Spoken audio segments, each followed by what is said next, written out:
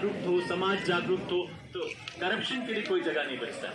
तो सबसे इम्पोर्टेंट चीज हमारे सोसाइटी में हर इंसान को हुकूक दिए गए हैं। अभी अगर आप देखें तो हिंदुस्तान का जो आईन है, हिंदुस्तान का जो कॉन्स्टिट्यूशन है, वो पूरी दुनिया में सबसे लॉन्गेस्ट रिटन कॉन्स्टिट्यूशन है।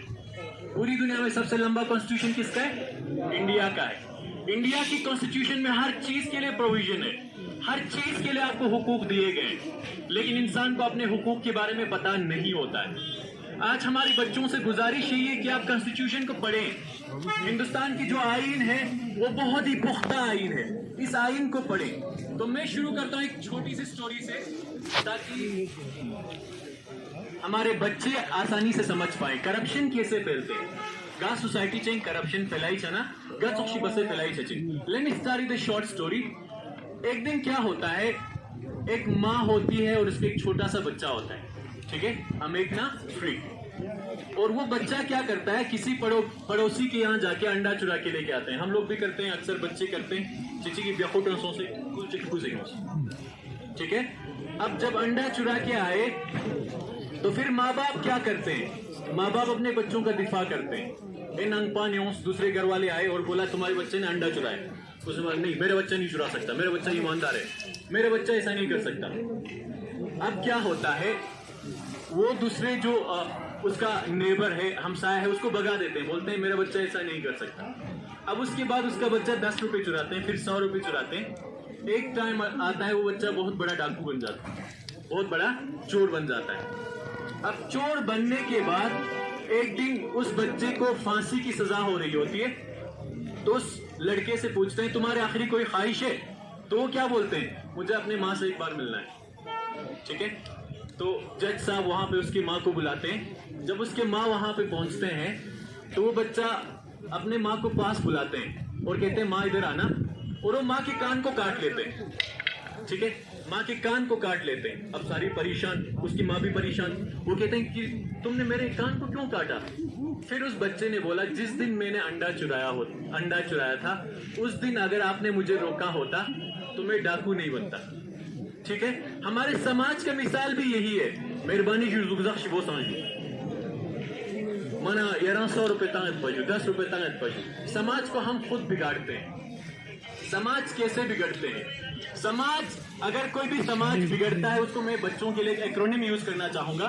समाज ला आता में पना बिगड़ाई। आता में पना मतलब क्या? आता means A for accountability, T for transparency and A for awareness. समाज लगा आता में इतना चीज है, समाज खराब हो जाता है। आज कोई भी समाज करप्ट हो, आज हम चाहते हैं इंडिया एक डेवलप्ड नेशन बन जाए। इंडिया का हदफ है, इंडिया का पर्पस है, और इंडिया डिजर्व करता है to be a greatest country in the world. India बन सकता है, लेकिन इंडिया क्या है? हम सब इंडिया है। We are India and we have the constitution. हम सब के पास कॉन्स्टिट्यूशन है, ये आइन हमें हक देते हैं। लेकिन अनफॉर्चुनेटली जब हमारे समाज में अता नहीं होता है। अता means A for accountability. Accountability means क्या? रिस्पॉन्सिबिलिटी। कोई इंसान जिम्मेदारी नहीं लेता है। बस सारे बोलते हैं करप्शन है, रिश्वतखोरी है, और खुद वहां से जाते हैं मेहरबानी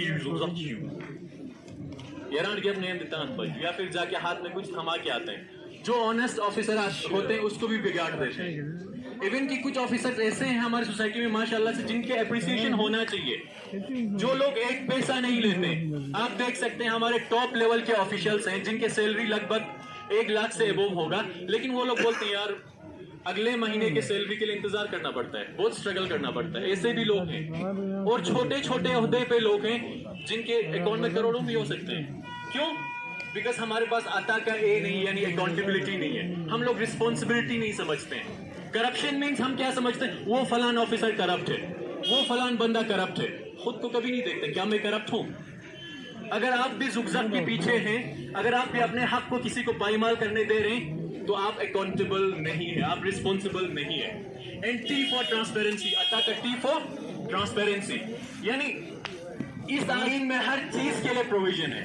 हिंदुस्तान के आईन ने हर इंसान को अपना फंडामेंटल राइट्स दे रखे, हर सिटीजन्स के अपने हुकूक हैं। अगर आपको अपने हुकूक के बारे में पता होगा, किस गवर्नमेंट डिपार्टमेंट से कौन सा स्कीम निकलता है, उस स्कीम के बारे में आपको पता होना चाहिए। आपके गांव में नरेगा चलता है, ब्लॉक के स्कीम्स चलते हैं, पीएचसी के स्कीम्स चलते हैं, बहुत सारे स्कीम्स चलते हैं, लेकिन आपको नहीं पता होता है कि भाई इस स्कीम में मेरे लिए क्या राइट है। सारे स्कीम्स गवर्नमेंट ने आपके लिए बनाए, सिटीजन्स के लिए बनाए। जितने भी गवर्नमेंट ऑफिशियल्स है किसके लिए? आपके लिए, आपकी खिदमत में, ताकि हमारे सिटीजन्स, हमारा लाइफस्टाइल अच्छा हो जाए। लाइफस्टाइल कब अच्छा होगा? जब ट्रांसपेरेंसी हो। जब ट्रांसपेरेंसी हो, हर डिपार्टमेंट ये बताएं कि भाई हमारे पास ये स्कीम अवेलेबल है। वो गरीब का बच्चा इस स्कीम के थ्रू पढ़ सकता है, वो गरीब बच्ची इस स्कीम के थ्रू अपना राइट्स ले सकती है। जिस दिन वो हो जाए कारगिल में तो ट्रांसपेरेंसी आएगा। एंड अता का ए फॉर अवेयरनेस जो सबसे इंपॉर्टेंट पार्ट है। हम सब आजकल नारे लगाते हैं करप्शन खत्म होना चाहिए, रिश्वत